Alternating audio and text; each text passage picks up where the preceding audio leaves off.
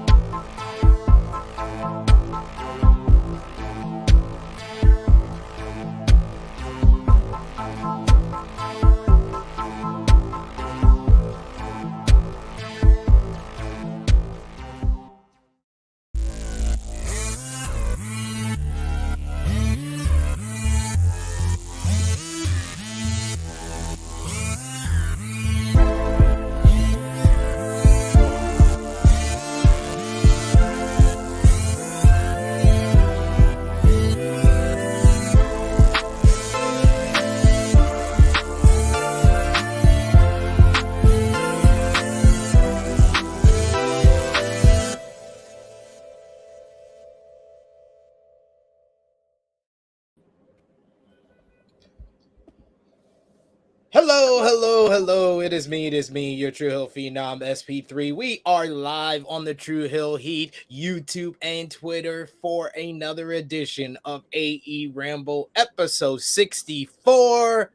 I'm gonna earn it. Ugh. We are here to discuss the October 18th, 2022 edition of AEW Dynamite on a special Tuesday edition from Cincinnati, Ohio. I am here with the man of 46,000 subscribers. You go to him for your TV and movie reviews, and of course, for your honest criticism of Tony Khan. Flash the graphic.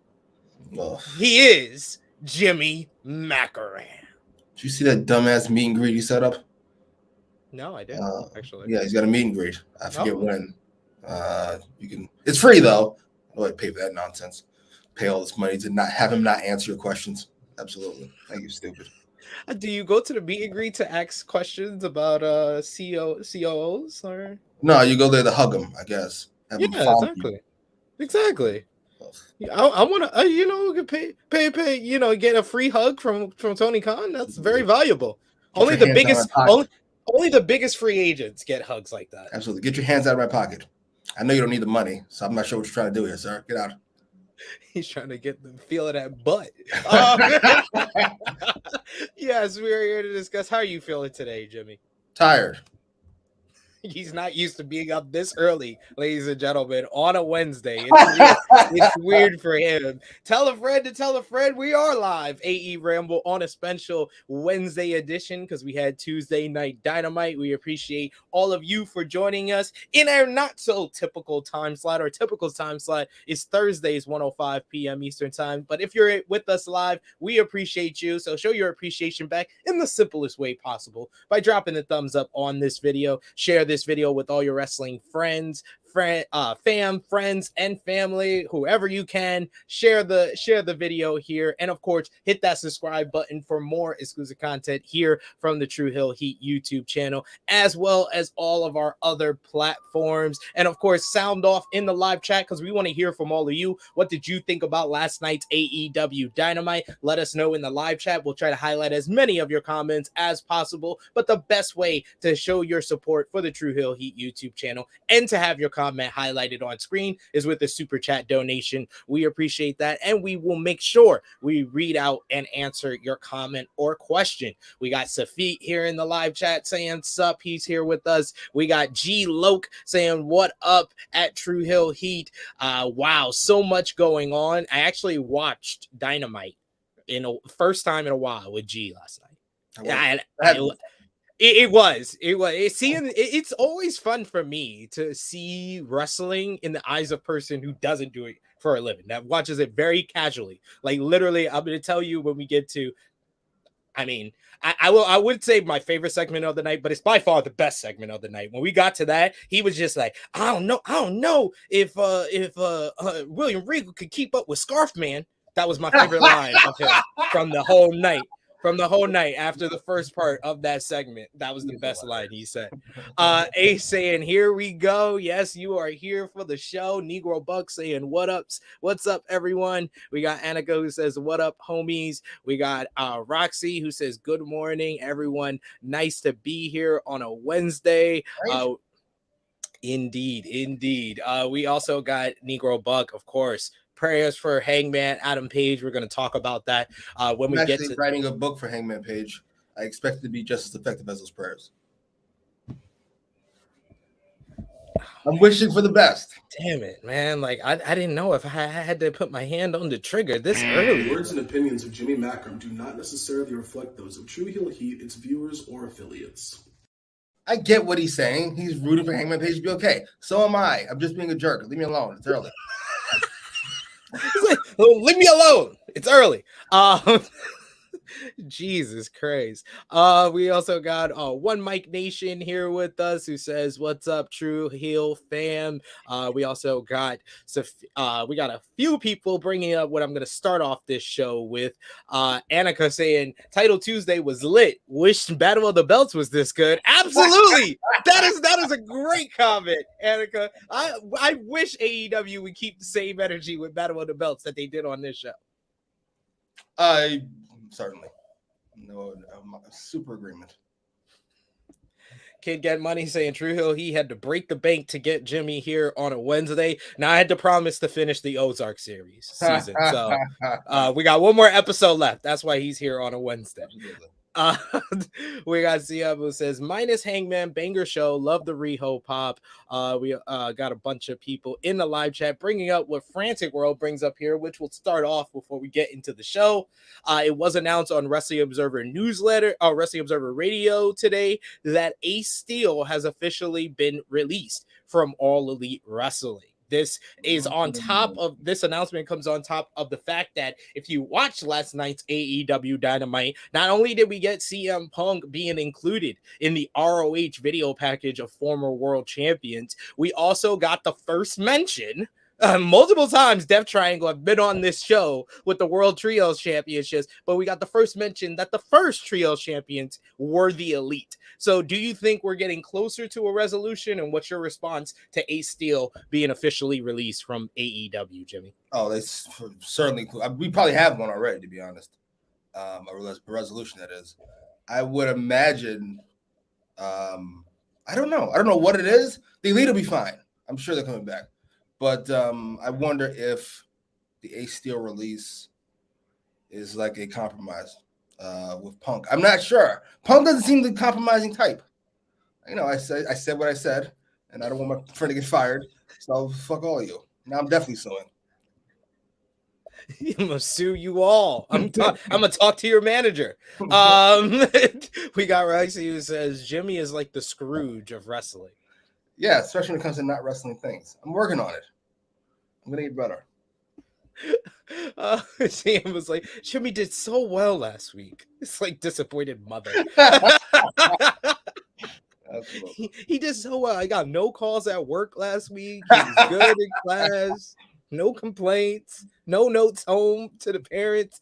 Man. But let's get into the show. We will talk about the Hangman Adam Page injury when we get to the main event. We will talk about the MJF William Regal segment. We'll talk about Dalton Castle's Dynamite debut and more. But let's start off from the top with AEW Dynamite from last night, October 18, 2022, special Tuesday edition from Cincinnati, Ohio. What did you think about this Cincinnati crowd last night? Crowd was very, very solid. Not gonna give you ace grades because you booed William Regal, which is a travesty. But great job. I loved it.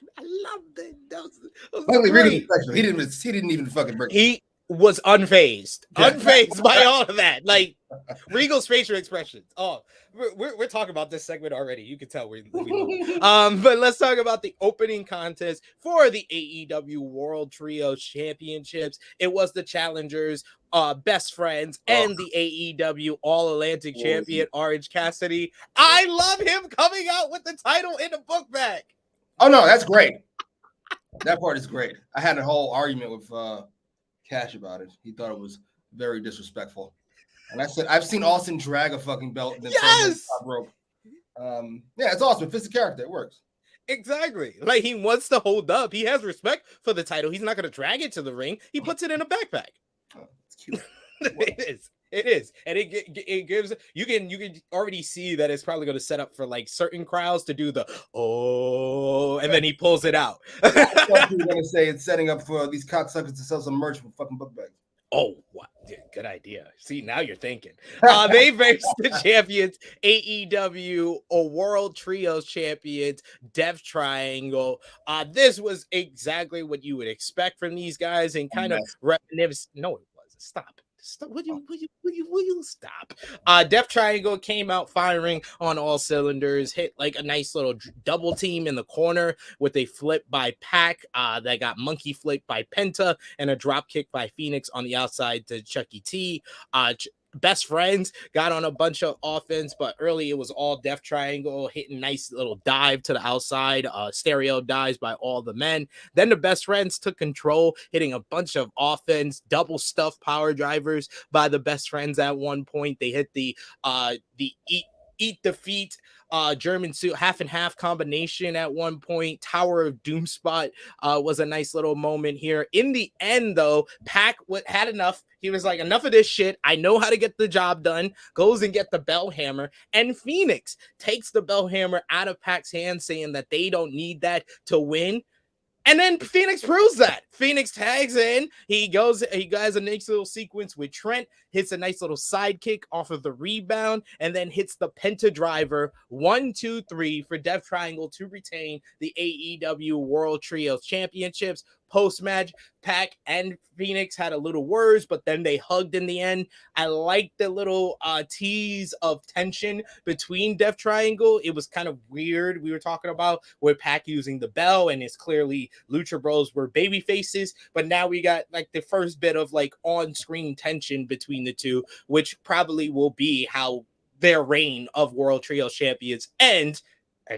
Sign me up for Pac versus Phoenix. I'm here for it. But this match was exciting. It was super fun. I loved it. What did you think?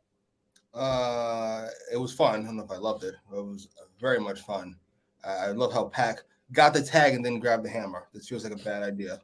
But I'm not gonna argue villainy with you, sir. You don't argue with my villainy. I'm a bastard. Sure, but that's how that works.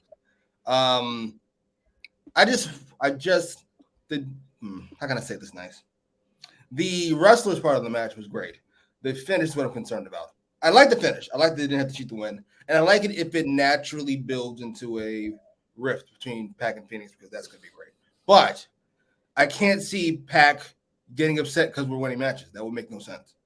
So I need it to be a consistent through line when it comes to Pac and Phoenix. Maybe Phoenix tries to stop him and then they lose.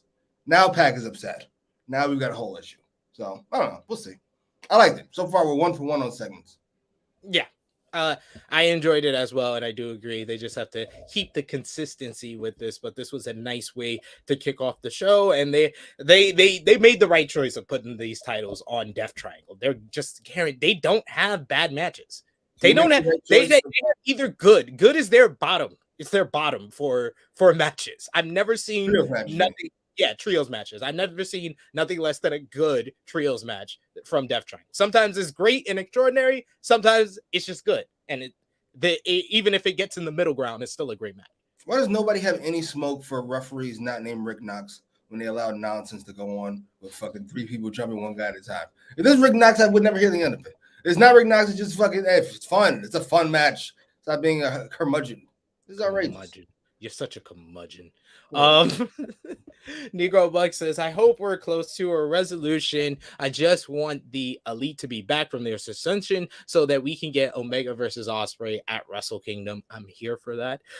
We also got Roxy, who says, I don't want to see Death Triangle break up, but I'm sure we're leading to that because of Pax cheating. I think just Pax more, he just seems like he probably is in the back, like, I'm just more comfortable as a heel. Like, I know, y'all, I have exciting moves, but I just am a bastard. I wouldn't mind seeing Eddie do something with them. I don't think that feud ever got properly wrapped up. Agreed. Definitely agreed there. Negro Buck saying, pretty good opener. I knew who was going to win, but I flipped to NXT because Papa Rhea was in the opener there. He is. I'm trying to be nice. I'm trying to be clean. I'm not going to try to be nice. She is differently attractive. Like, I feel like I shouldn't like her, but I do a lot. So, would you call her daddy or puppy? No. Oh, okay. My ego won't allow that. Just making sure. He says Ray Phoenix was like, you're not gonna cheat on my watch. And we got Frantic Worlds, who says this was a good 6-man tag. It was a great tornado tag match. I loved it. Love the reminder of the tornado tag. Video. We got sound the alarm, Jimmy.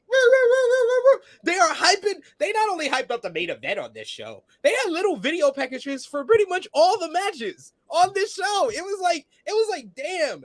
Like, I knew when they announced this Title Tuesday, they announced 4 title matches, but I was really expecting them to be like, oh, here's one like squash match or something. No, they legit had a 2-hour show with 4 matches. Everybody got time except for the next match that we'll talk about. But even that, but every match was good. Every match got most of the time that they needed. And then we got this video package here next of Jon Moxley and Hangman Page hyping up their match. Moxley is back to be back at home, and Page knows he can beat Moxley to win the title. What did you think about the video package? And what do you think throughout the night, them basically doing a little bit to hype up every single match on this card? Very solid booking. It actually felt like a special event this episode did. Though Title Tuesday's corny as a name. What was I say? Oh, Hangman's lying about how we had a fight at the top of the ladder, and who fell off? Not me. I was like, that is a great way to put that. I love that. I swear, his delivery there and then one other person's delivery throughout the night just made me laugh. Oh my God. Indubitably. Britt Baker and Jimmy Hayter are with Rebel, and they're talking to Tony Schiavone. They're talking about promising to win the AEW Women's World Championship by the end of the year. First, Jamie Hayter says the interim Women's World Championship, and then Baker makes sure to drop the interim moniker and says that's a story for another time. And then they do the DMD taunt. And once again, I must note, Jamie Hayter did not do the DMD point. She never does it, ever. Yeah. She shouldn't. Don't touch me. I'm a star. I love that Jimmy Hayter talked a lot more than usual. It felt 50-50, quite frankly. And yes, we're back to the buildup of them having tension at some point about this build. You already broke my heart the first time. I'm not falling for the okie doke the second time. He's like, won't do it. I won't do it. Won't do it to you again. No. Nick Jackson saying Dummy Khan watches AEWramble confirmed. We've been saying it for weeks. Indeed. I try to be nice. I just can't help it. We've been saying it for weeks, though. Orlando says Jimmy is lying. Rhea will make you call her Poppy. I can't even think what she would have to do to make that happen. I'm sorry. One way street, lady. Hey, sir, you once said you would do some unmentionable things to get with Jade Cargill. So that's true. You know what? She might be in that category. Have her step on me or whatever the fuck these motherfuckers like doing. Whatever. He's like, I'm all for woman empowerment, ladies and gentlemen. we even got a little video package for Sheeta and Storm. I was like, damn, what show am I watching? Triple H has some explaining to do. That sucker was out on Monday talking about he was booking AEW, you cunt. Next, we had the AEW Interim Women's World Championship up for grabs. Hikaru Shida, the longest reigning AEW Women's World Champion, versus he's not the greatest. It's the No, interim not champ. the longest. Versus the AEW Interim Women's World Champion Toni Storm. What we got was a match. They talked a lot about their history with each other, knowing each other for 10 years, and this being a first-time matchup. Ooh, that would be nice to bring up before fucking 12 seconds ago. Jesus. They had a filling out process, and then Storm got the advantage with her sweet cheeks music. This time with Sheeta sitting on the apron and knocking her to the floor. We come back from break, and Sheeta hits a jumping knee, raining down right hands in the corner. A missile drop kick gives Sheeta a 2. Enziguri drops Storm again. Storm is fine enough to catch Sheeta on the top rope, but a headbutt gets her out of trouble. Sheeta follows up with a top rope meteora for 2, but Storm comes back with a German suplex. She gets the running hip attack in the corner and connects, but only to have Sheeta reverse her tornado DDT into a slightly botched, but it still looked a clean Falcon Arrow. And then, but in the end, Toni Storm pulled off a bunch of offense. She got a bridging German suplex for 2. She then followed up with a springboard tornado DDT, followed by Storm Zero for the win to retain the AEW Interim Women's World Championship. I thought this was a hard-hitting, kind of nice little pace that they set to this. This started out at like second or third gear and just kept through it for all 9 minutes of it. But definitely, when the match ended, I was like, man, I wish it was longer, because these two ladies had some good chemistry with one another. After the matchup, though, Jamie Hayter and Rebel attacked Toni Storm from behind, coming out of the crowd. And then Dr. Britt Baker, DMD, trolls the Cincinnati crowd by coming out with a Pittsburgh Steelers jersey. But before she can get to the ring and join the DMD beatdown, Saraya comes out. She runs down to the ring, starts brawling with Britt Baker, the two women going into the crowd. Still Rebel. Wild. Still, Rebel and Jamie Hayter are beating down Storm in the ring. But if you wanted the crowd on your feet, you send out Riho. Riho returns, and she got a much bigger response than a lot of the women in this matchup. Riho beats down Hayter and Rebel, and then hits a sweet looking crossbody dive off the top rope to the floor. Jamie Hayter sells that move better than anyone in the damn business, and Riho got a nice little response from the crowd afterwards, and seems to be aligned with Toni Storm, or potentially another challenger for Toni Storm in the first ever AEW Women's World Champion. What did you think about the match and the post-match here, Jimmy? Can you like Rhea Ripley, Jade Cargill, and Riho? Like, they seem like to be complete opposite ends of the spectrum, and I do. I do too. I love Riho. There's just something about Riho. And this is another point I have to mention watching the show with G. He was like, who's this little girl?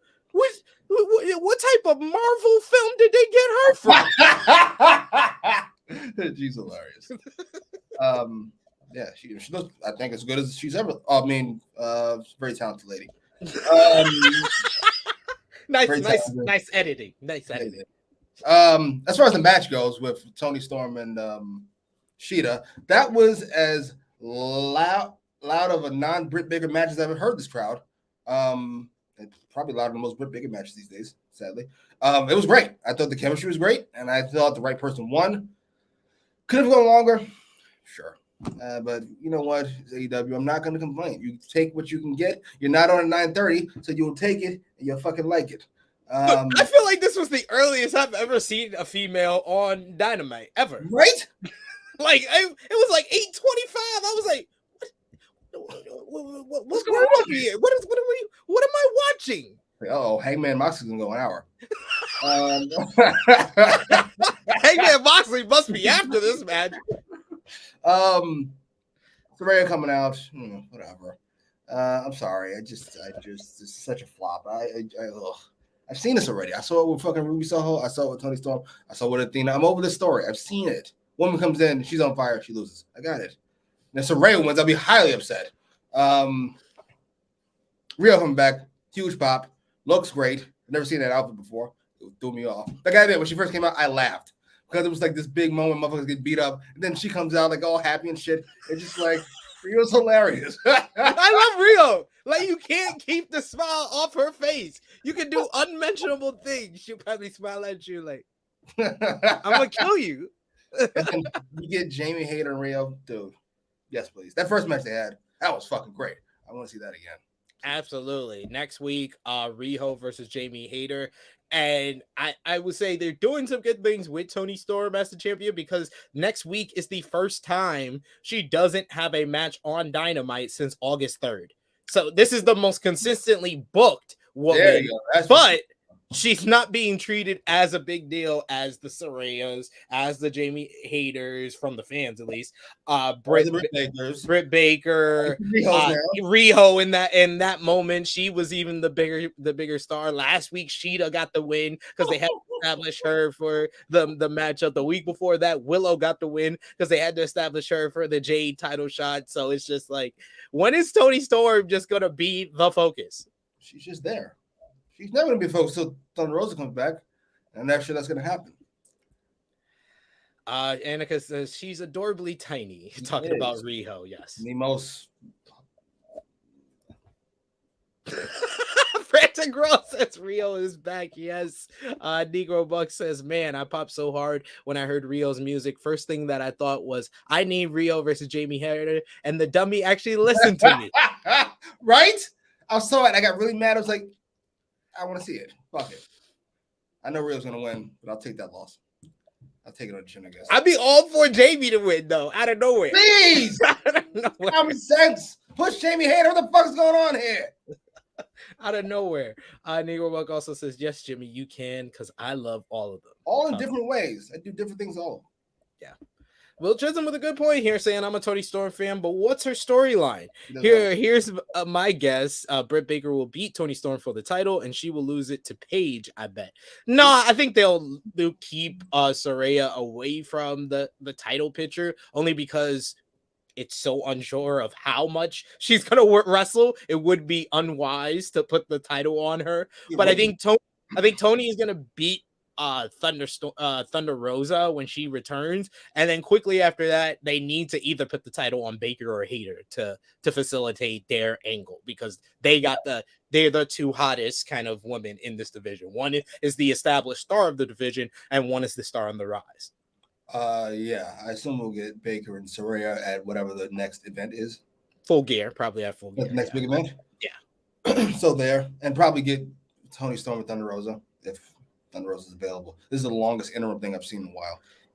Yeah, where they don't mention every week we're having the unification match. They literally have pretty much stopped mentioning it. Other than the interim title, we wouldn't know that there is an AEW Women's World Champion somewhere in this world. I guess Thunder Rosa is going to sit at home so she's the longest reigning women's champion of all time. Then I'll come back and drop this fucking belt. You're welcome. Smarter, not harder. I think Thunder Rosa is probably not going to return before Full Gear.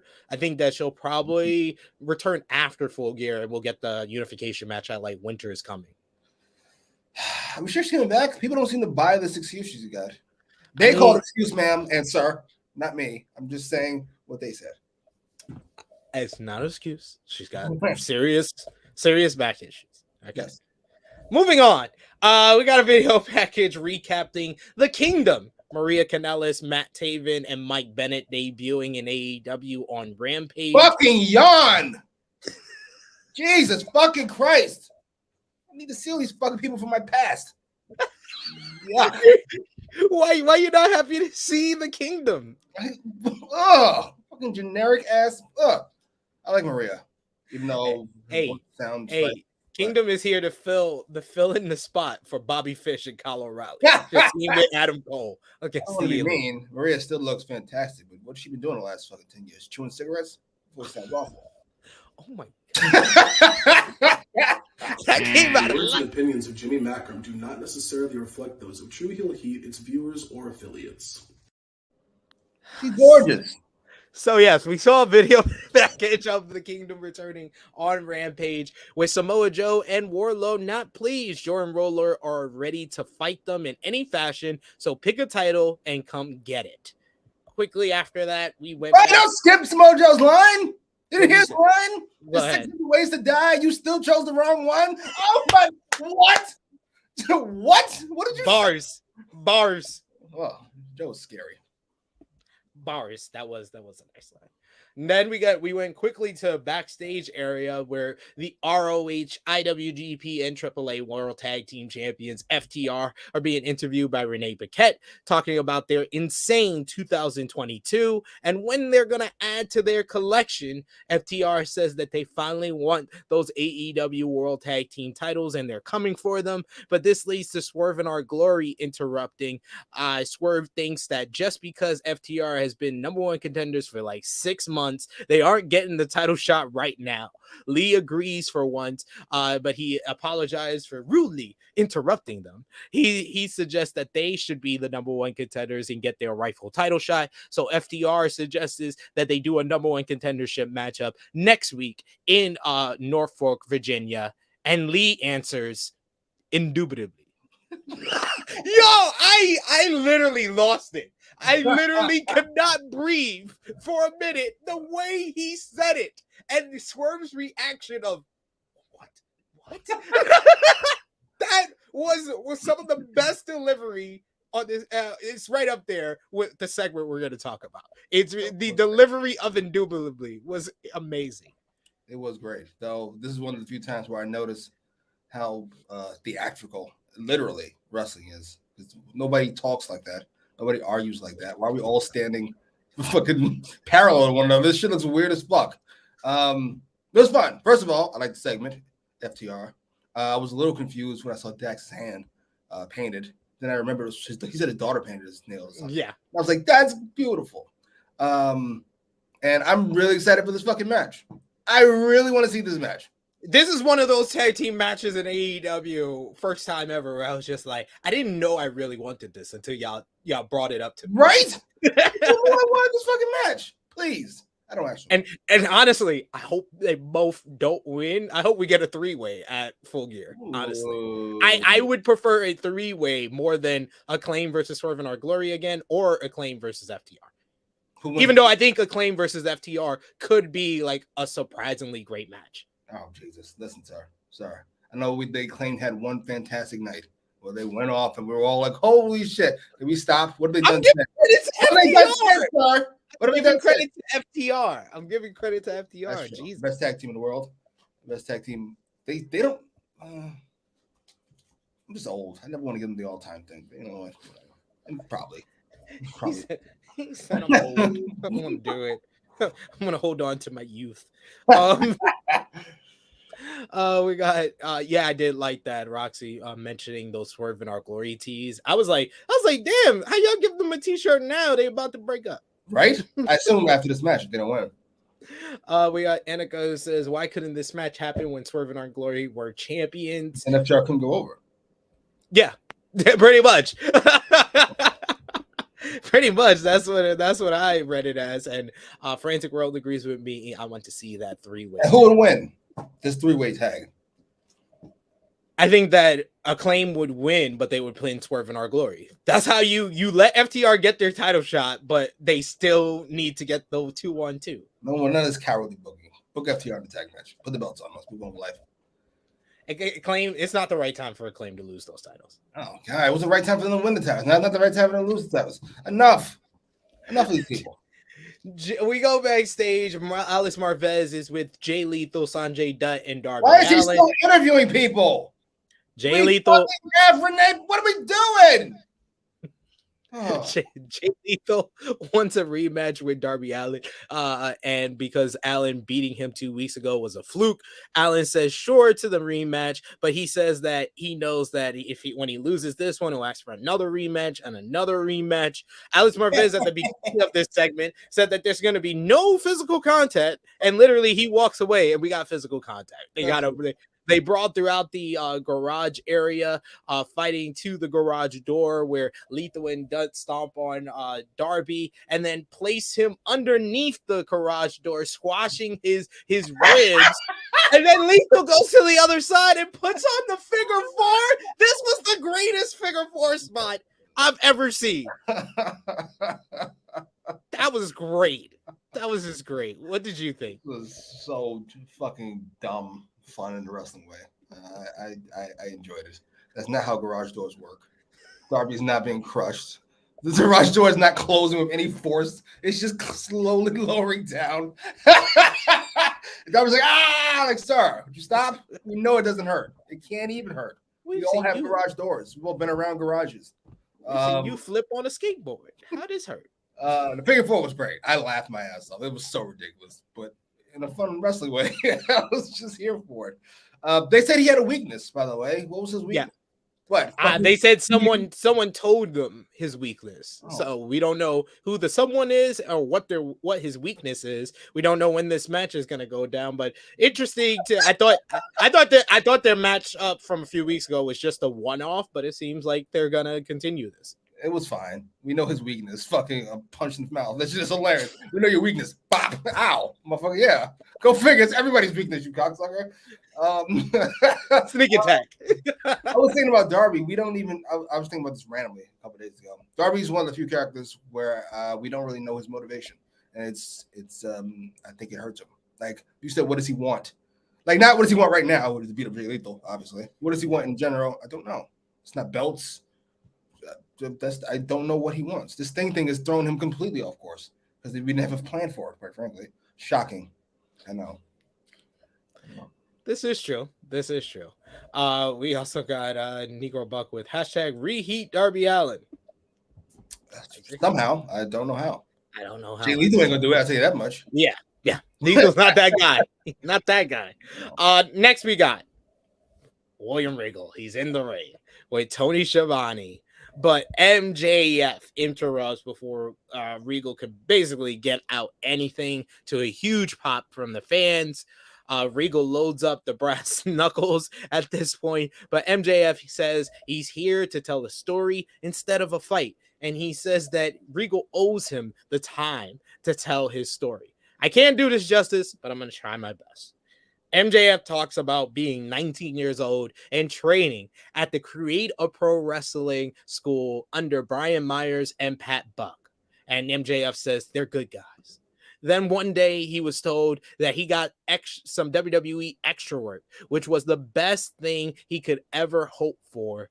He went to the Barclays Center in Brooklyn where he was put under the care of William Regal. The extras were told to have 8 tryout matches in front of the following: Arn Anderson, Dean Malenko, Adam Pearce, and Regal himself. MJF was up second, and he knew he was fighting for his life because the first match, Dean Malenko, the bell rang, and he immediately said, "Get out of the ring." And he said that he was fighting for his life because wrestling is his life. After winning the match, Regal said, "Follow him." They went to another room, and Regal said MJF had 3 minutes to sell himself. MJF finished talking, and Regal's jaw was on the floor, with Regal saying he was getting him a job that day. It was then MJF knew he had made it. He wasn't going to be a 5'0" 88 riddled little Jew boy, the same line he said during the CM Punk feud. Then Regal asked him how old he was, and MJF said 19, which Regal said way too young. And the fans responded with "you fucked up" chants to Regal. Regal then made things better by saying that when he puts his name on people, they get jobs in WWE. The names that he put his names on were as follows: Bryan Danielson, Claudio Castagnoli, and Cincinnati's own Jon Moxley. Regal told him to send him a match and a promo every month. MJF did that for 2 months and got responses saying, "I will follow your progression." But then in the third month, Regal sent an email that MJF has saved to his phone to this very day. MJF smirked. Smirk all you want, you son of a bitch, to Regal.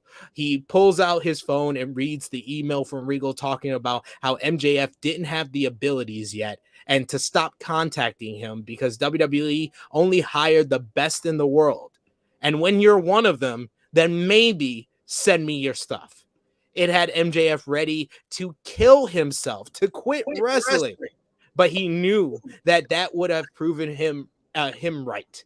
Now the tables have turned, and Regal is a sad, withered old man that has snuck into his company, who got fired from his old employer while MJF is a 26-year-old kid who is a generational talent who is ready to make more money from his former employer in the bidding war of 2024. And he reads that email when he needs a good laugh because he's ready to win the AEW World title because he's better than Regal, and Regal knows it. At that point, that's when G said, man, Scarfman killed it. I don't know if when Regal could keep him up. And Regal got on the mic, first getting booed by the crowd. Bums. Regal asks MJF if he's done. MJF mentioned being 19 years old. But when Regal was 16 years old, he left home and was fighting grown men to make a living in this business. He likes what he sees in MJF because he knew MJF was going to be a star.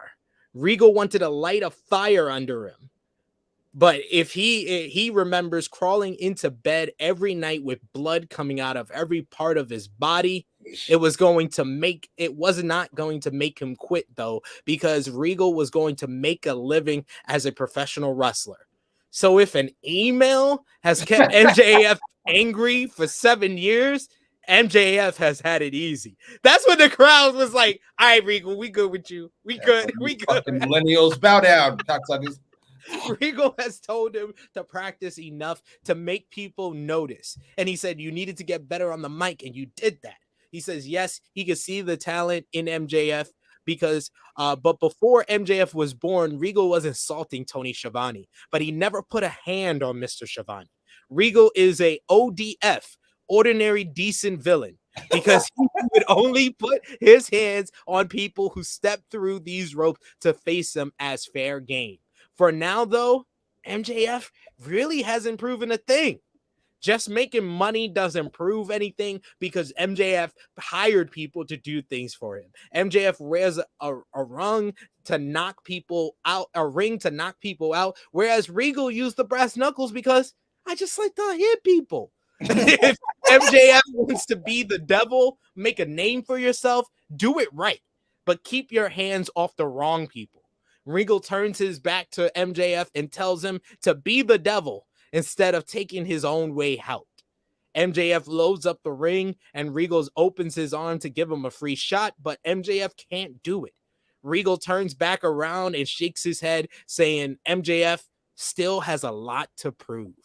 MJF isn't sure what to do as Regal leaves. My Lord, was this the best talking segment from AEW of the year? Like, this was incredible storytelling. And it wasn't, I would say this is the best promo exchange since Moxley and Kingston. And yes, I am putting it over MJF and Punk because it wasn't about one-liners. It was about intricate storytelling, telling a gut-wrenching story, actually making you sympathize with MJF, then turning it back around and sympathizing with William Regal. It was great storytelling, amazing emotions involved.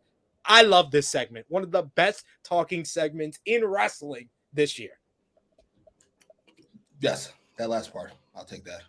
I don't want to say this. I'm going to start with Regal because I forget a lot of the subtle shit he does. Pull out the brass knucks when Watchko pulls out the ring. Slowly put it in the back of his pocket because you don't trust Max, of course. And then for the first half of MJF's promo, William Regal is in a throw a left hand stance. And it is just brilliant. Those little things was great.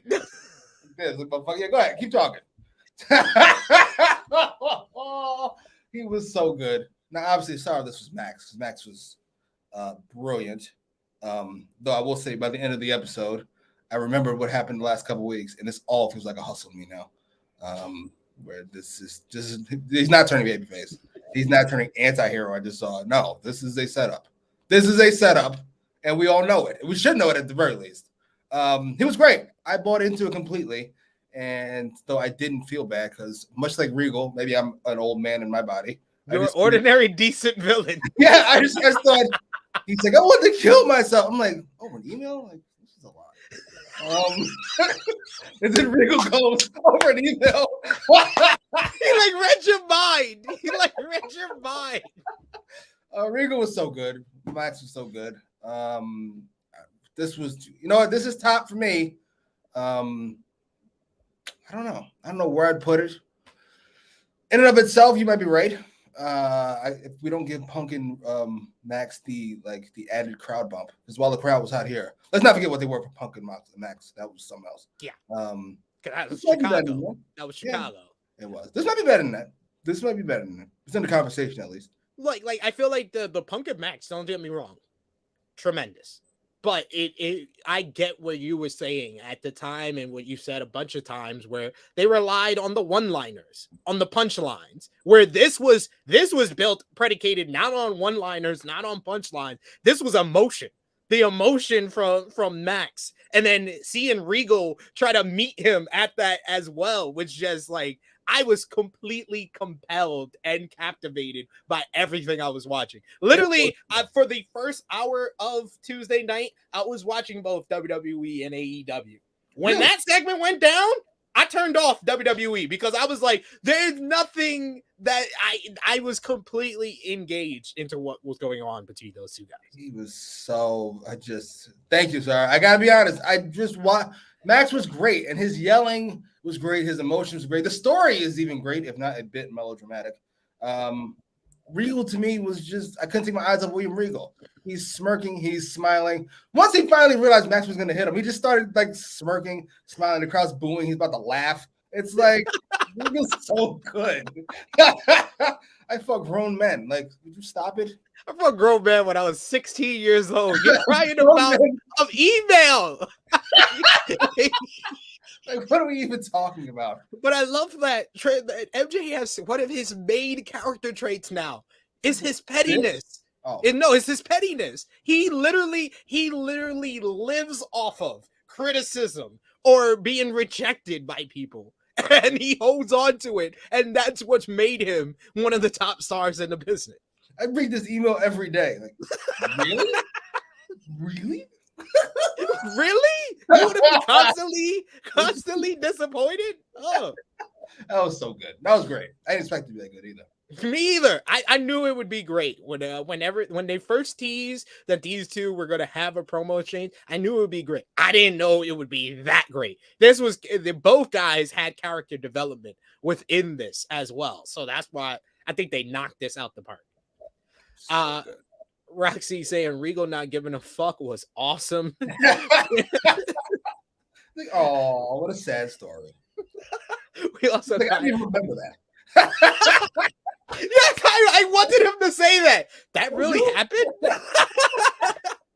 Negro Buck says Max is a great anti-hero. Not an anti-hero. He's just a villain that you like for some weird reason. We got one Mike Nation who says, why did I think he was going to say old dirty villain? Oh, dirty villain on these streets. Kid Get Money saying Regal looked like he wanted to crack up the whole time. Yes, it's such a Regal's lived like whole lives in like years. He's fighting grown men. He's fucking doing drugs. He's fucking beating up Goldberg. Like, this is an outrageous life he's lived. So this MJF story is just like, what? like we can't be serious right now, right? that really happened? You're upset? Like that's happened to me. Smart Psychology Podcast saying that segment was golden. We got Frantic World who says MJF is like AEW Dr. Doom. He thinks he is smarter than everyone, but someone always outsmart him. Doom is smarter than everyone. Show some respect. This is true. Mr. Fantastic. Have some respect. Annika says, I'm so glad for Regal's retort because MJF got one more emotional past experience for me to say, I ninja man up. Right? They beat me up as a kid. They called me Jew boy. Oh, you didn't return my email. Like, well, sir.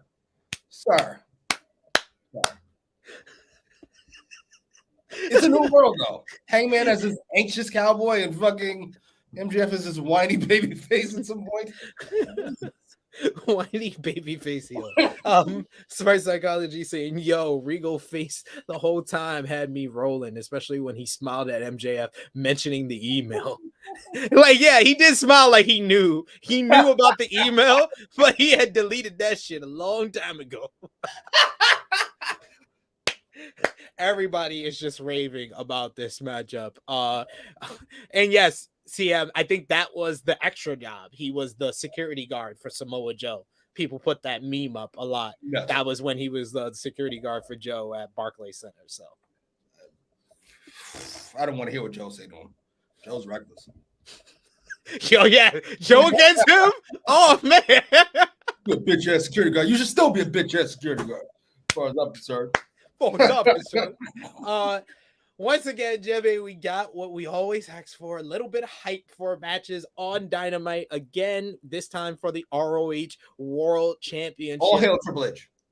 World Championship matchup. We got the little video packaging showing all the former champions. And then we heard from Dalton Castle explaining why he believes he will become the next ROH World Champion. Love it. I enjoyed that. I enjoyed it. I instantly was just like, yes, this is the Dalton Castle I know and remember. Is Dalton Castle gay, like in real life? I don't think so. I think he's. How does he get away with this gimmick? I don't know. 2022. I was like, this is hilarious. I don't know how he's getting away with this. I remember how awesome this is. I just didn't think I'd ever see it again. I didn't see it. I would see it on this big of a stage. Right? No. It's so over the top. I love them. We'll get to the entrance. Don't trust me. We'll get to the entrance. That entrance, oh man, I was just like, this is amazing. This is sports entertainment amazing. Oh man. Next though, we went backstage to Renee Paquette for another interview. She's here this time with AEW World Tag Team Champions The Acclaim and Billy Gunn. Moxley is punching up. Look at her. She's a fucking fashionista. She's pretty. Look at you. This was the episode where I realized where she adds a lot. Her facial expressions and her improv skills. In this segment, it was Billy doing the scissor thing, and she just, out of nowhere, pushes his hand down like, no, we're not going to do that here. That was great. I know that wasn't planned because you can tell by Billy's reaction. That was great. They say they're ready for the varsity athletes on Friday, as they'll have a titles versus trademarks match for the AEW World Tag Team titles and the trademark to Scissor Me on Rampage in Jacksonville, Florida. Any thoughts? No. Why are we still doing this? Why is this happening? Hey, at least it's getting done. At least it's getting done quickly. That's all we asked for last week. We said this was a bad idea, but just get it done quickly. Why every time you win a tag belt, you get fucking sentenced to Rampage? I don't understand this. What did I do? I thought I did well. Why is this my punishment? I don't understand. Next, we had another backstage, a sit-down interview from earlier today with Renee Paquette. For what? They can exchange hello and goodbye? Dumb shit. Renee Paquette interviewing Bryan Danielson and Wheeler Yuta of the Blackpool Combat Club. Danielson talking about how disappointed he is about losing his Ring of Honor title shot against Chris Jericho last week. He is also disappointed in Daniel Garcia, who has the potential to be even better than Danielson, even to be the greatest wrestler of all time. Yuta, the whole time, Yuta was great. Just like rolling his eyes, and then once Yuta started talking, Renee was great with her facial expressions. When they focused on Renee and Renee looked all uncomfortable, I was like, oh, they're nailing this one. Yuta says he doesn't seem impressed by what Daniel said. He asks Danielson how he didn't see what Garcia is doing when everyone else did. He was like, Claudio did, Moxley did. He was like, I thought the Blackpool Combat Club and the blood I spilled to join the group meant something, but it means something to Claudio. It means something to the world champion Moxley, but apparently you can't meet your heroes because it doesn't mean anything to Danielson. And once again, confirmation, Tony Khan watches AEWramble, because this is exactly the response we said Wheeler Yuta should have had last week. Yes, he should have. It would have been nice if he would have had it before this week. This fucking sit down feels way out of place. Like, why are they here? Like, did Brian call this? Did Yuta call this? Did fucking Regal call this to quietly air out their differences? You know what? That's my headcanon. That's what we're going with. I just booked your show. You're welcome.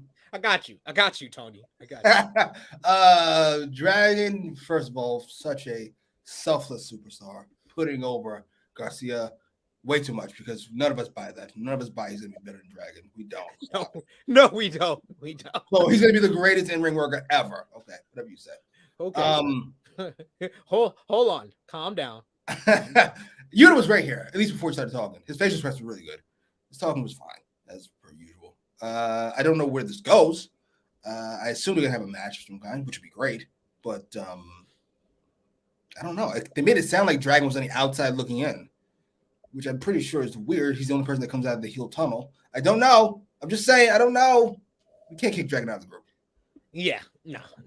I think they got to figure it out. But I did like next week they did confirm that it's going to be Chris Jericho and Daniel Garcia versus Wheeler Yuta and Claudio Castagnoli. While Bryan Danielson wants a match as well, he'll get Sammy Guevara. Why? What did Dragon do? What did he do? Who did he do? That's clearly what he did. He fucked somebody. Why? I don't understand. What are you talking about? Sammy, Because he has to work with Sammy? Huh? Because he has to work with Sammy? He has to work with Sammy. He has to deal with Sammy. He's got to fucking deal with that stupid face. He's got to make Sammy's match look realistic. Oh my God. I can't even imagine carrying this fucking company in the ring on his back. It'll be fun. It'll be fine. I'm sure. Almost positive Dragon's going to go over. I'm positive. I've watched this company. I'm not positive. I'm 99% positive. Sammy there you go. Sammy ended the show a couple weeks ago and disappeared because nobody realized nobody likes that idea. Oh my God. It's like, maybe if he just disappeared, nobody noticed. Next, we had Ring of Honor World Championship up for grabs. Dalton Castle versus the champion, Chris Jericho. Dalton Castle's entrance is the greatest entrance of Dynamite of 2022. I'm sorry, multiple boys. This man came out the Cody Vader on a fucking throne with the boys by his side. This man walked up the boys to get to the ring. Oh my God, it was amazing. Amazing. Nothing about this that says cheer for me. Oh my God, it's amazing. It's amazing though. It's amazing how the fans cheer for him. Chris Jericho coming out with Jake Hager. What we got was a funny type of matchup. First of all, Jericho wanted to honor the code of honor, but Dalton Castle pulled out a middle finger from his trunks. I thought he was going to still shake his hand afterwards. Me too. Thinking his trunks to shake his hand. Me too. Jericho brought Hager out with him, so Dalton tries to take care of him by throwing boys at him. He throws all the boys as Hager, and then the boys on the outside give the worst looking punches, but it was obviously on purpose that the boys are like punching Hager, who's an MMA fighter, so lightly. They take his hat, and Hager snaps, beats up all the boys, and then takes his hat back and says, "I like this hat." Back to being silent, sir. What we got in the ring, Castle was really, really good in this matchup. Just the way he executes his like German suplexes or any suplex, you could tell his amateur background. He just executes it in a very unique way from anybody else. Jericho with a lot of like chops. Castle looked like he was about to get the win at one point with Julie Namar, which is Castle's choke that he calls Julie Namar, which was countered into the walls of Jericho. We got long crawling to make the ropes by Castle. They slug it out. It looks like Castle's about to hit his spinning elbow, but Jericho literally out of nowhere hits the greatest Judas effect of all time at 12 and a half minutes to end the matchup, to give him the win, to retain the ROH, the Ring of Jericho World Championship. Post-match, the Jericho Appreciation Society celebrates on the stage. They said they were going to desecrate everything about Ring of Honor, including their commentators. So they grab Ian Riccaboni from the commentary desk, and they're about to blast him with the ROH World Championship when former ROH World Champion Jerry Lynn comes out and takes the title away from Chris Jericho, but Jericho boots him in the stomach and gives him the lightest looking tombstone power driver on the title and the stage to lay out Lethal. Nice little angle here. And does this mean we're gonna get Jerry Lynn? Good Lord, no. Back in a match? He is a former ROH World Champion, Jimmy. Are we gonna get it? What did you think about the match and the post-match here? First of all, if any old man could pull it off, it'd probably be Jerry Lynn. He feels like Ricky Steamboat-esque. He'd still put together something if he had to, but I'd hope he does not. This was a fun match. Not as fun as the entrance, but it was a fun match. Dalton Castle is built like a 1930s wrestler. He looks like he fights like this. That aside, this was put him up. This was fun. This was fine. 12 minutes did not overstay its welcome. Castle was great and hilarious.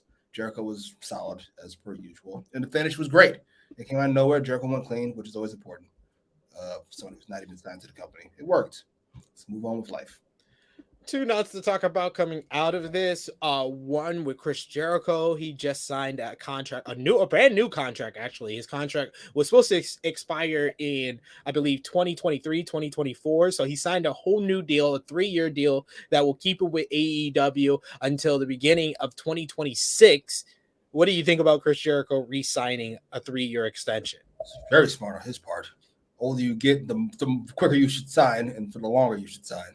Max can wait. He's 12 years old. The rest of motherfuckers sign for as long as possible. I saw it with fucking a producer, creative assistant. It's just fucking creative advisor. 30 years of experience. You got to be a creative. Just feels advisor. so beneath him. Fucking trying to advise a adult. But this was just good for him, I guess. To me, he's been hit and miss in AEW, but more hit than miss, I'll say.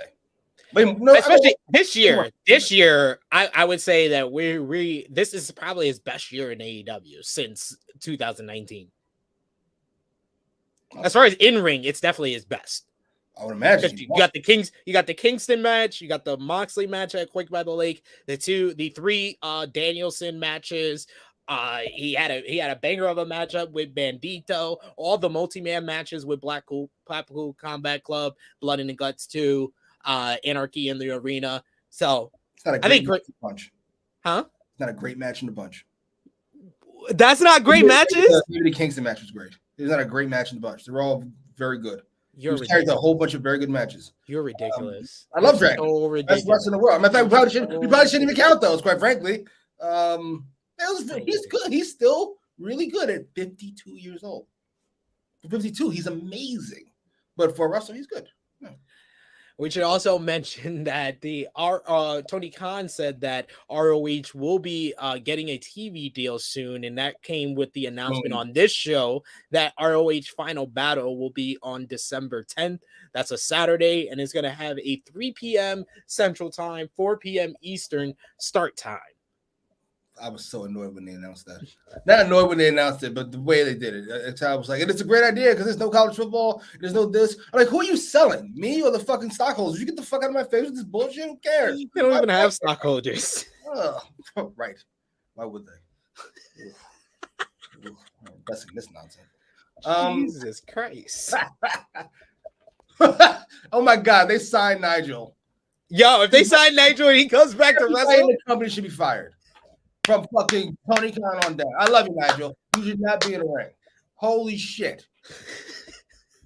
I love you. You could probably still go until you got tapped and then you fucking be unconscious. I think that they made the right move putting this title on Chris Jericho. This feels like the most high profile the ROH World Championship has felt in like ever since Tony bought it. And in a very, very, very, very, very, very long time from when ROH was on its own. Yeah, Jericho holds it. So you only had to tank your fucking company to do it. To push ROH. You've been made us invest in the Kingdom and all those other bums. I don't care. I don't. I'm sorry. I don't mean to keep shitting on the Kingdom. They're just the last thing that happened, so it's fresh in my mind. I'm just saying. Fair. Next we had Christian Cage and Luchasaurus talking about last week's match with Jungle Boy. Christian says that Luchasaurus was the brains of the operation, obviously, and he says they are now focused on championship gold. You got to do fucking Luchasaurus versus Wardlow at some point. Yo, immediately when he said championship gold, I was like, sign me up for Wardlow versus Luchasaurus. Yes, very much. Yes. Very much. First of all, CM just going off on all people who get plastic surgery is hilarious. I got distracted. I'm sorry. No, iconic State of Brook. It's not nice. Be nice. One safety pin touch from deflating. Holy shit. That's not nice. We need a disclaimer for CM. I have a lot of pity for Dana Brooke because I don't know what I couldn't pick out of a lineup, but I do remember a lot of people being really rude when she was signed, like calling her a piggy or some shit. Like this shit is way over the top. Wrestling fans are awful. And then here you are, a woman just shitting all over her. Here you go, continuing the cycle Um, next we had the baddies are backstage. They couldn't get the TBS championship for Jade. This brings in Jade in a Reds jersey to say she better get it back on Rampage. She threatens Tony Khan and says that she's gonna hold up the show for 60 minutes if she doesn't get her TBS championship back from Nyla Rose. I thought that this was appropriate, as Jade just said, all right, enough of this shit. I'm Right? getting my title back. So fucking awesome. First of all, I love Jade has with the jersey. That's something else. And I like the hair. And I like the attitude. And I like the baddies being like kind of like scared of Jade. It just worked. And her threatening to hold up the show, you just buy it because who's going to stop her? You have to send And they better kick off the show with Jade. You have to. She said she was. It should start with her already halfway down the ramp. Yeah. Do her in the ring with a mic. Open the show mid promo like they did with Bobby Lashley on Raw before his Raw with Brock Lesnar. Huh? Who's gonna bring her belt? Nyla. Why? What does she care if she hold it up? I still have it. What are you gonna do? Feel free to hold it up. Just do it. I want them to do the equivalent of Bobby Lashley and Brock Lesnar brawl with Jade and Nyla. That could be fun. Just do that. Just have them brawl. So next we had the main event of the evening for the AEW World Championship. Hangman Adam Page going one-on-one with AEW, three-time AEW World Champion Jon Moxley. Almost immediately, Page says, enough of this long Wild Thing entrance. He goes right into the crowd and attacks Moxley. They brawl throughout the audience. Hangman hits an insane... The fact of how this match ended, and this man started the match with a moonsault off the balcony to concrete floor below and was unscathed. That's just amazing.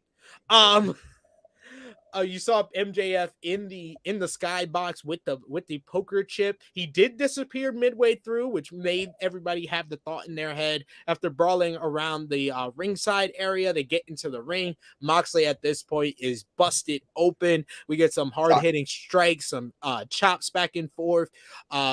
Hangman grabs another suplex. He kicks Moxley in the head, only to get pulled into a quick figure four from Moxley. Page goes for the eyes for the break. He's been full on heel mode throughout this match with the little things he was doing. Moxley hammers away in the corner. He bites at Page's head, hits a jumping cutter. We get some submission attempts. The threat of a cross arm breaker sends Page bailing to the rope. He gets on the apron and hits Moxley's about to hit a power driver, but Page reverses it into the Deadeye. This match was pretty much going into the third gear at that point. After the Deadeye on the apron, he puts him back into the ring, back from break. Page hits a super fall-away slam off the top rope for a 2 count, then a heck of a discus lariat. Page gets a running start, and Moxley comes out of the corner and blasts him with the King Kong lariat. Hangman attempts to do a flip bump, but lands on his head, unfortunately. And that was it. That was the end of the match. Page isn't getting up. The referee and the doctor at ringside immediately recognize that something is wrong, and they call the match just under 13 minutes. Jon Moxley is announced as the winner. First and foremost, Page, it was announced that he suffered a concussion and was released from the hospital a few hours after the show. That could have been so much worse. Definitely the person that really got me in all of this with his reaction was Taz, because Taz broke his neck.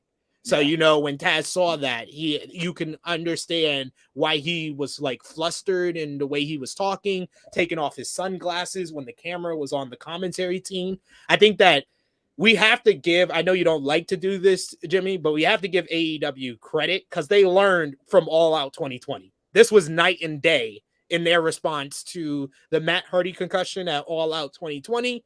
To this concussion. They immediately recognized referee Paul Turner deserves all the praise and credit in the world for immediately. It was so quick how he called it and saw what was going on that a lot of people thought it was an angle.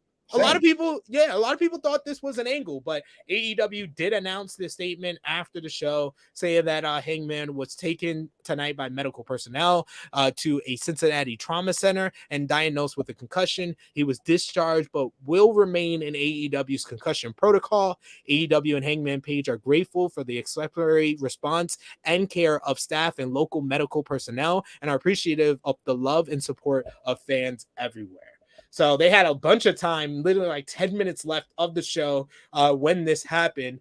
After taking Hangman away on a stretcher, Jon Moxley got on the mic, said that, he hopes that Hangman is going to do well. He hopes that he's able to hug his kids because that's what matters the most. But he says it's a tough business that we do. It's a physical business. But to be the AEW World Champion, you have to go through that and you have to prove yourself. And Hangman has proved himself. But it's time for someone else to do that. And he calls out Maxwell Jacob Friedman, MJF, to cash in his poker chip. MJF comes out with the poker chip with Bryce Remsburg in hand. He gets in the ring, takes off his shirt, then immediately rolls out the ring and grabs the poker chip. MJF then he grabs a mic. He basically says into the mic that he's gonna wait on cashing in. He says that he has to prove himself, like Regal said last week. So he's gonna cash in at Full Gear because he wants to do it the right way. And in fact, he says for the first time in his miserable life, he's going to earn it. Right. This brings a smile to William Regal's face. This picture was just great. William Regal just smiling, and then Moxley cuts a promo, a swear-filled promo, talking about he's gonna pop MJF's eyes out of his head. He's gonna put his foot up his ass, and he promises that he will come to Full Gear and he will retain the AEW World Championship. And that is how we end the show with the confirmation of the Full Gear main event, which I'm all here for. I think that they made the best of a bad situation, and we got some good promos from Mox and MJF at the end here, despite the incident with Hangman. But what did you think about the match, Hangman versus Moxley? What did you think about the Hangman injury? What was your reaction? Did you think it was real? Did you think it was a work? What was your response and coming out of it? And then the post-match with MJF and Mox. I thought the match was very good. I thought it started great. Showed a focused kind of started at like the second or third gear and never let up. It was great. Hangman's moonsault, brilliant spot. Hangman felt like a heel the whole way, and I gotta be honest, I was kind of here for it. I want to see more of it, and I still want to see more of it, though. That's way away at this point. Hangman's injury, I thought it was work all the way, and part of the reason is because of what you said. The response was so competent, which I'm not used to made up. I was like, there's no way everybody involved is this competent all of a sudden. That's not how that works. Paul Turner, the doctor, fucking the announce team, they didn't show Hangman's body. It was great. I was like, oh my God, there's no way. But it was great. It was awful. You know what I mean? Yeah. I will say this. No, I'm not giving them credit for learning from their mistakes. They should have learned fucking 20 years of medical goddamn history. You don't let Matt Hardy continue the goddamn match. This is neither here nor there. We got this one right, which is what counts. As for Max and MJF, I was on the fence about what was going on with Max. Once he said, I'm going to earn it, I went, I know it'll work when I see it. At least when it comes to people talking. This is a hustle. Like, I know a hustle when I see it. We didn't do that whole fucking thing with the firm to now have Max earn it on his own. Stop it. This is a work, and I'm here for it. Like, what are we doing, Max? Who you think you fooling? Right? Then we just see this CM Punk. He comes out and gives this big fucking, I was bullied as a Jew, and then he beats the shit out of Punk the next week. I know what's going on here. There's no way he doesn't cheat to win that belt at Full Gear. And I have no complaints. Yeah, I love the Max is ripped, by the way. Yo, he looked amazing when he took off his shirt. I was like, this man he stayed at home and worked out for 3 months. We got Negro Buck who says loved Hangman saying fuck it and meeting Mox in the crowd. Right? Yeah, that was great. We got Negro Buck who says haven't seen Hangman do that moonsault off the balcony spot since his ROH days. We got Frantic World who says the main event was good, but I hope Page gets better soon. Yes, hopefully it's not a serious concussion. We've seen that concussions are so unpredictable with the whole Adam Cole situation. So and literally last week, Hangman said, all my friends are gone or, have disappeared, and now he's hurt. Man, it's a concussion. Yeah. And this is not the Miami Dolphins, so I assume he'll be out for, I don't know, a few weeks, and he'll be back. But I gotta I'll give Dave Meltzer credit, like CM did in a comment, because he made a comment that I actually agree with. This result, barring that Hangman is healthy and clear to go, like in a week or two. Okay. This was the best result for Hangman. A great match, and him losing clean wouldn't have everyone say we won another match between Moxley and Hangman for the AEW World Championship. There's a lot of people that saying they won Hangman. This helped Hangman. People saying Hitler was right. So what? You're wrong. You're wrong. Your opinion is wrong. No, that didn't do. You think him having a great match and losing would have done more for him? I think him being booked better than he would have worked for him. I didn't buy him winning this match at all. Did you? No, I didn't, and I won't when he comes back.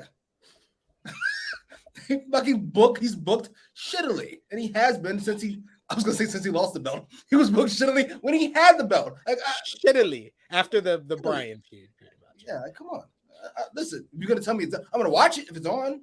It's a good match, but do I need to see it? No, I need to see a little bit. I need to see Hangman get one more shot. We got MW Network. It says any more rotation and all his weight landed on Hangman could have died to paralyzed. He is super lucky. Shout out to everyone working fast, especially the referee. You would uplifting motherfucker, Jesus. You would fucking more rotation the other way. He would have been fine. Jesus, you really do look at the worst things in life.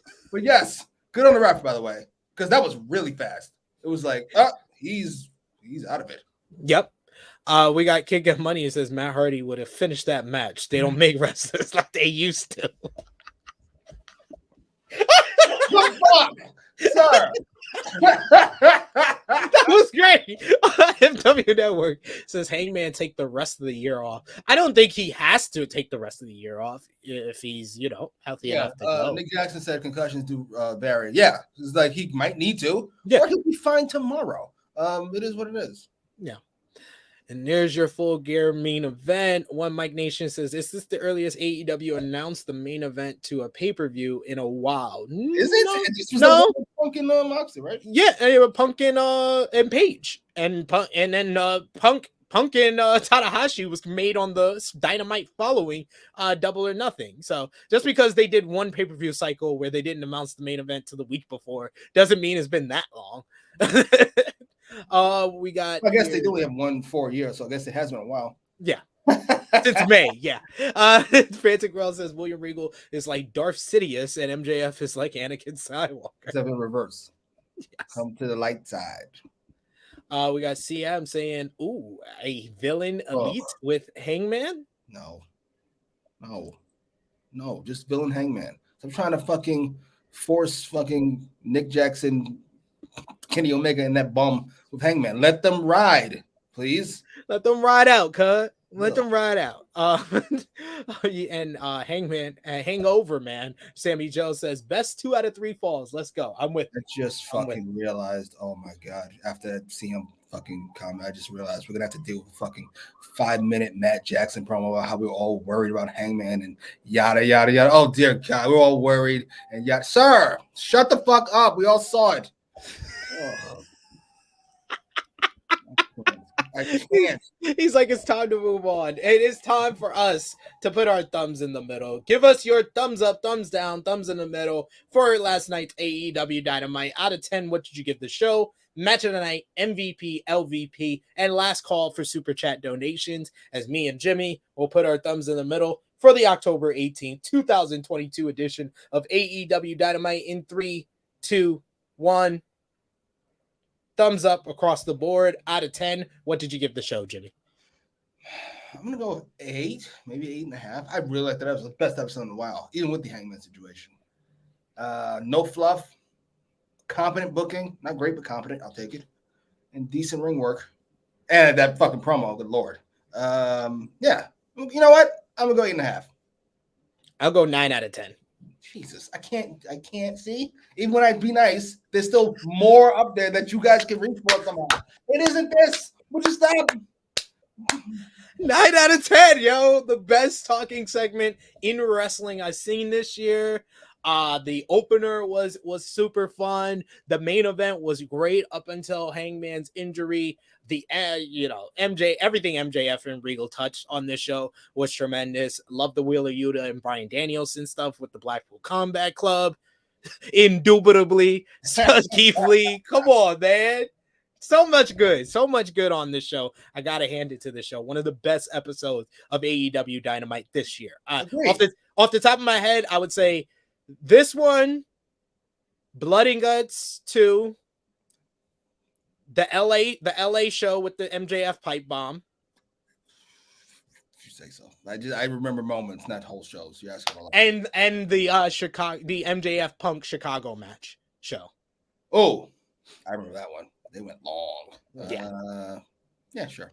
That sounds right. Those would be like the ones that come off the top of my head, the best shows. None of them come off the top of my fucking head. I can't remember what, like all those things you mentioned. I can't remember anything else that happened on that show. Oh my god! You want me to name everything? Oh, that's fine. By the way, I watched SmackDown this week. I'm very competent. Triple H is really competent. A really competent booker. SmackDown was good. Like nothing great. Everything was fit. And Yeah. worked and was Yeah. Like, this is how you should book a show. Yeah. The show's not as talented as this one is, but it's booked better. Not this week. Not this week. No, the booking is easily better. If we actually looked at the booking on the show, we could probably rip it to pieces. I can do that for SmackDown as well. We start with Yuta and Dragon and tear that whole fucking thing down. Other than Bray Wyatt and the Bloodline, I probably won't remember that I didn't remember that SmackDown show the following day.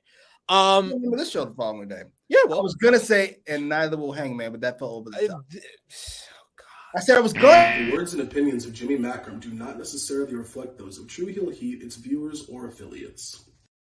I said I was going to say it, but I didn't say it. If I said it once, I'll say it again. Jimmy. I'm serious. I'm not going to sit back and take this fucking shit. We're all rooting for Hangman to get better. I would hope.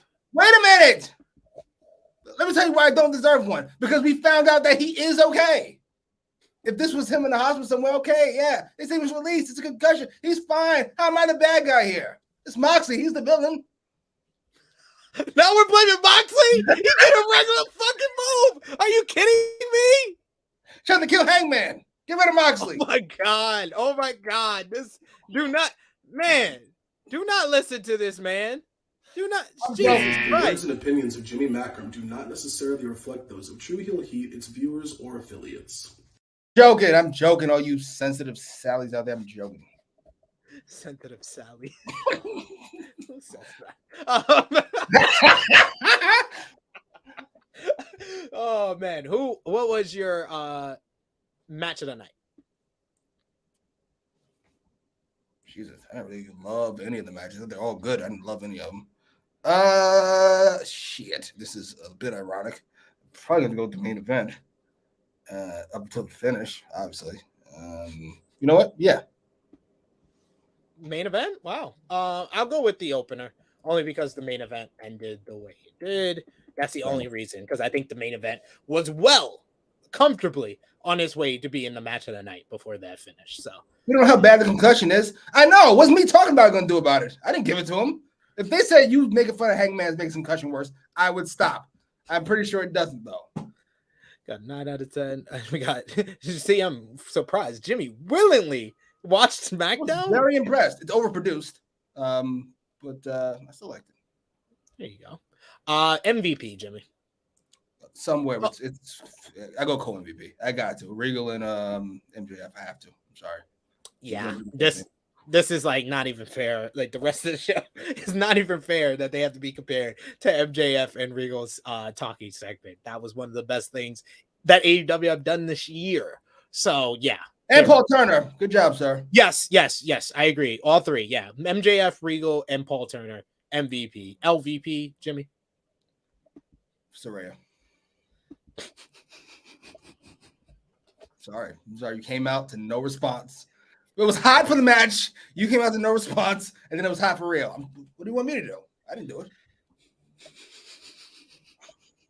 So wrong. It's so wrong. Yeah, but overproduced. It's like, why does this feel like WrestleMania? This is way over the top. This feels gross. Yeah, and the recaps. Oh, geez, I just saw that. Yeah, it's like you literally recap what you recapped. LVP. Oh man, it's tough. It's tough when a show is that good. That it's tough to pick LVP. To Lethal for that shitty garage door spot.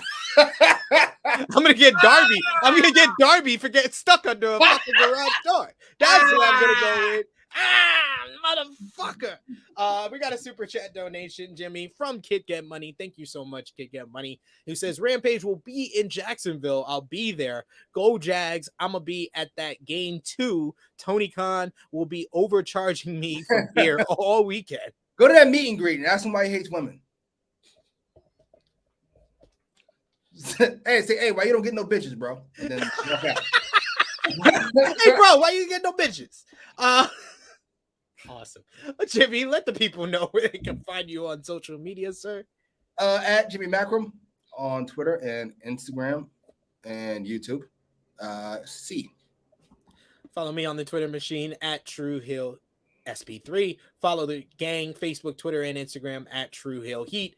Patreon.com/True Hill Heat. Exclusive content, the True Hill Heat prediction championship, just $3 a month. Become a bigger supporter of the True Hill Heat content. Twitch.tv/True Hill Heat. Wrestling tonight. We'll be going live with Blunt. Oh, well, tomorrow night, excuse me. I'm so used to Thursday. Tomorrow night on Twitch, we have Blunt Impact, watching Impact on Access TV with the OGK versus Heath and Rhino for the Impact World Tag Team Championships. You could also catch us on the True Hill Heat Sports YouTube channel tonight for the NBA season openers. We got Memphis Grizzlies versus New York Knicks, Bulls versus Heat.